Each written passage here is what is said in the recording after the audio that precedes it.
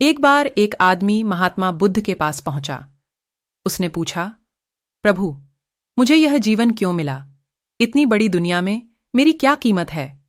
बुद्ध उसकी बात सुनकर मुस्कुराए और उसे एक चमकीला पत्थर देते हुए बोले, जाओ, पहले इस पत्थर का मूल्य पता करके आओ। पर ध्यान रहे, इसे बेचना नहीं, सिर्फ मूल्य पता करना है। वह आदमी उस पत्थर को लेकर एक आम वाले के पास पहुंचा और उसे पत्थर दिखाते हुए बोला, इसकी कीमत क्या होगी?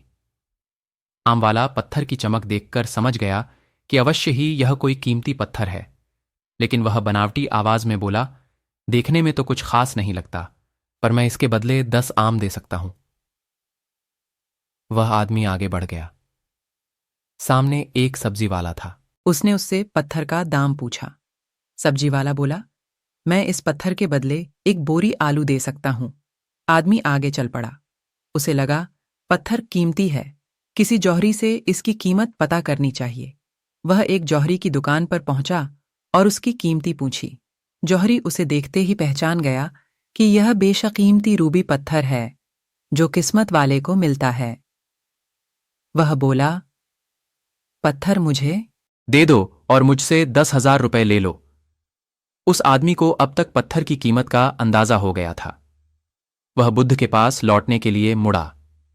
जौहरी उसे रोकते हुए बोला, अरे रुको तो भाई, मैं इसके 50,000 दे सकता हूं।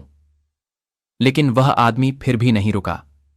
जौहरी किसी कीमत पर उस पत्थर को अपने हाथ से नहीं जाने देना चाहता था।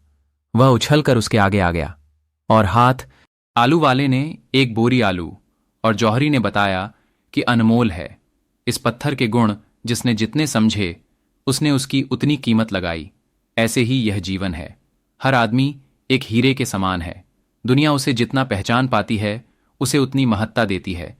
लेकिन आदमी और हीरे में एक फर्क यह है कि हीरे को कोई दूसरा तराशता है और आदमी को खुद अपने आप को तराशना पड़ता है।